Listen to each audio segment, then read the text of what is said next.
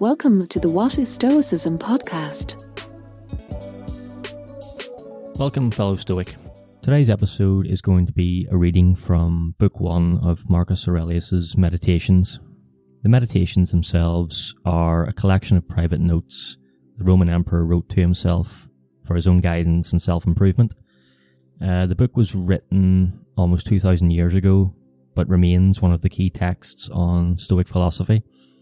The complete work consists of 12 separate books, and each cover a different period of Marcus's life. Book 1, which I'm going to read from today, is dedicated solely to paying homage to those that Marcus learned from in his life. He mentions each person and the lessons he gained from them. So without further ado, this is Book 1 from Marcus Aurelius' Meditations, and the translation is by George Crystal. I learned from my grandfather Verus to use good manners and to put restraint on anger. In the famous memory of my father, I had a pattern of modesty and manliness. Of my mother, I learned to be pious and generous, to keep myself not only from evil deeds, but even from evil thoughts, and to live with a simplicity which is far from being customary among the rich.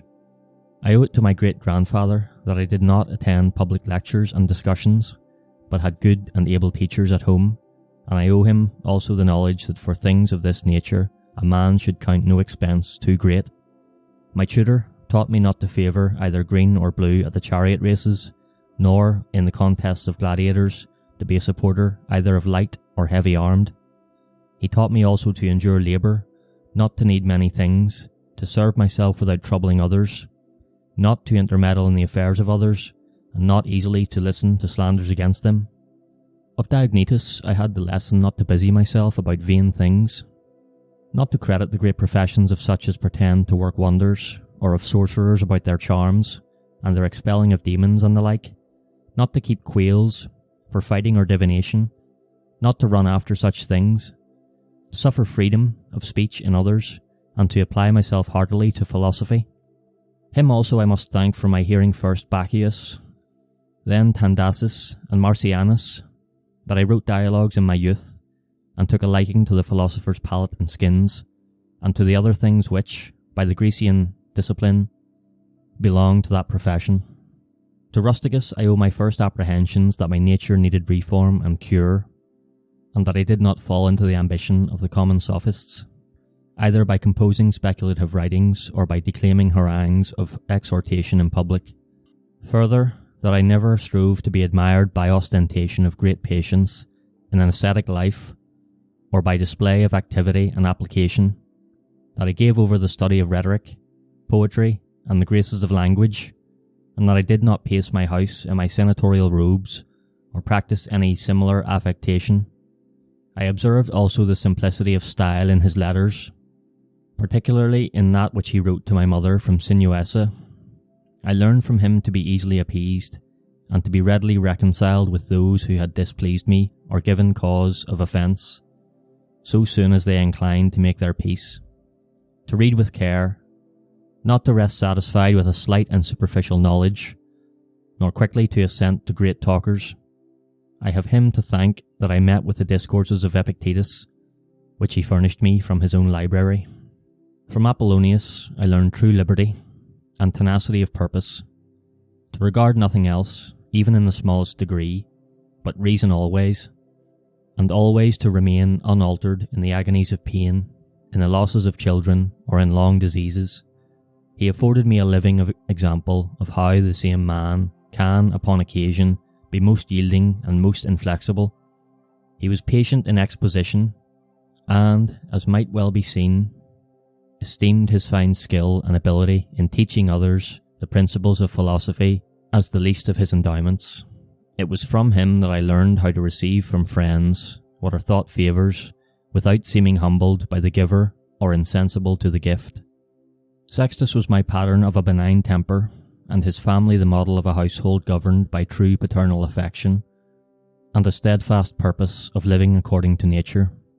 Here I could learn to be grave without affectation, to observe sagaciously the several dispositions and inclinations of my friends, to tolerate the ignorant and those who follow current opinions without examination, His conversation showed how a man may accommodate himself to all men and to all companies.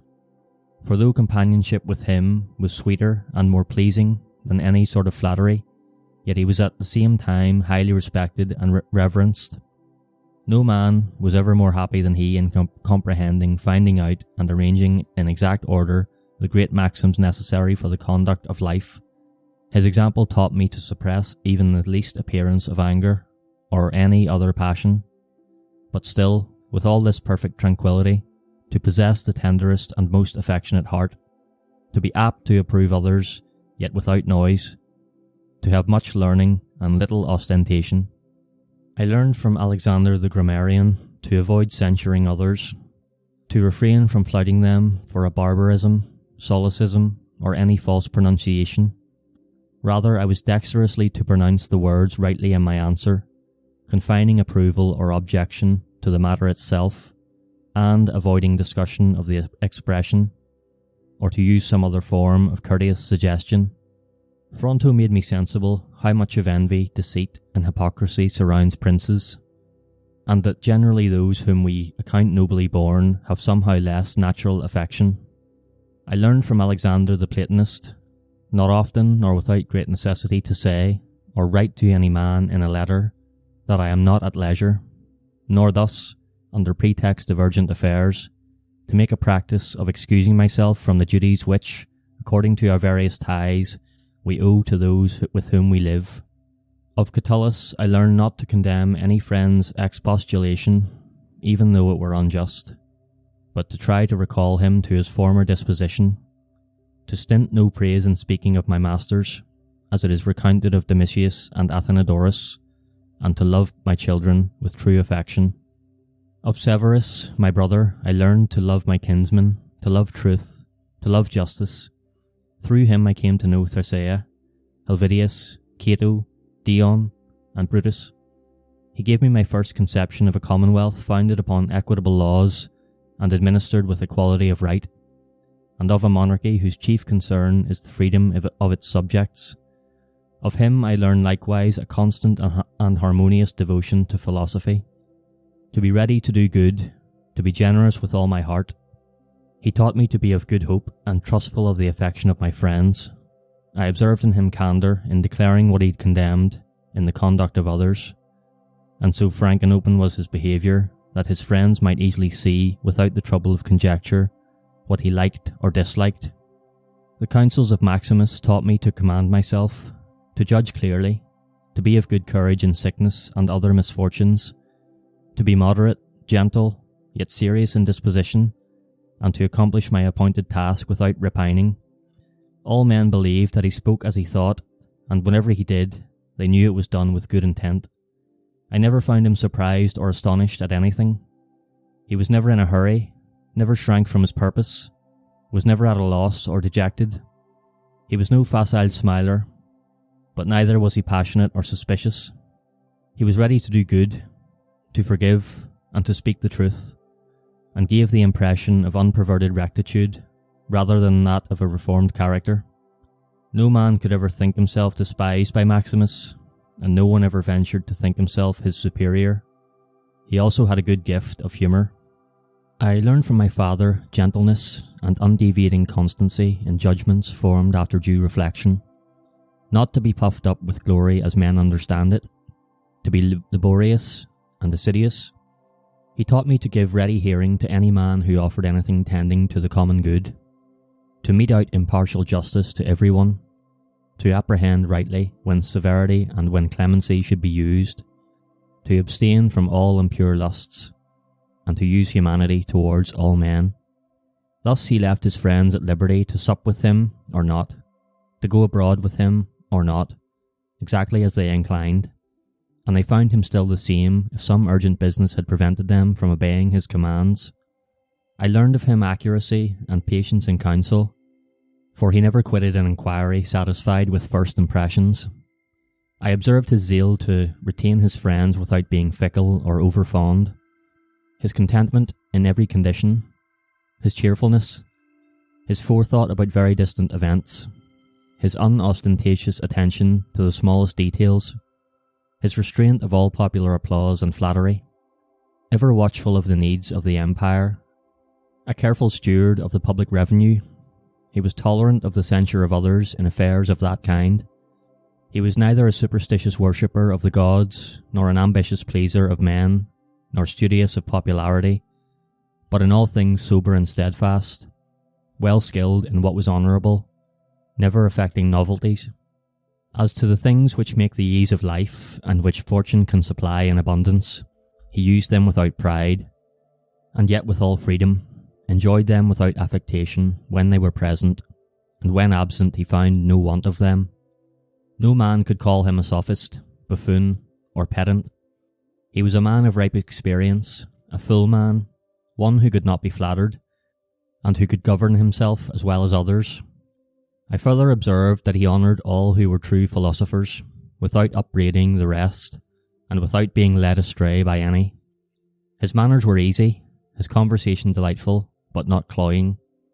He took regular but moderate care of his body, neither as one over fond of life, or of the adornment of his person, nor as one who despised these things. Thus, through his own care, he seldom needed any medicines, whether salves or potions.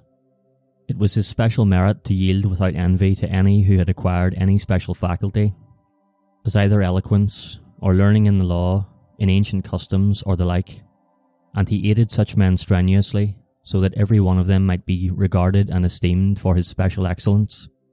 He observed carefully the ancient customs of his forefathers, and preserved, without appearance of affectation, the ways of his native land. He was not fickle and capricious, and loved not change of place or employment. After his violent fits of headache, he would return fresh and vigorous to his wonted affairs. Of secrets he had few, and these seldom, and such only as concerned public matters. He displayed discretion and moderation in exhibiting shows for the entertainment of the people, in his public works, in largesses and the like, and in all those things he acted like one who regarded only what was right and becoming in the things themselves, and not the reputation that might follow after. He never bathed at unseasonable hours, had no vanity in building, was never solicitous either about his food, or about the make or colour of his clothes, or about the beauty of his servants. His dress came from Lorium, his villa on the coast, and was of Lanuvian wool for the most part. It is remembered how he used the tax collector at Tusculum, who asked his pardon, and all his behaviour was of a piece with that. He was far from being inhuman, or implacable, or violent, never doing anything with such keenness that one could say he was sweating about it. In all things he reasoned distinctly, as one at leisure, calmly, regularly, resolutely, and consistently. A man might fairly apply that to him which is recorded of Socrates, that he could both abstain from and enjoy these things, in want whereof many show themselves weak, and in the possession intemperate. To be strong in abstinence and temperate in enjoyment, to be sober in both, these are the qualities of a man of perfect and invincible soul, as was shown in the sickness of Maximus. To the gods I owe it that I had good grandfathers and parents, a good sister, good teachers, good servants, good kinsmen and friends, good almost all of them. I have to thank them that I never through haste and rashness offended any of them, though my temper was such as might have led me to it had occasion offered. But by their goodness no such concurrence of circumstances happened as could discover my weakness. I am further thankful that I was not longer brought up with my grandfather's concubine, that I retained my modesty, and refrained even longer than need have been from the pleasures of love.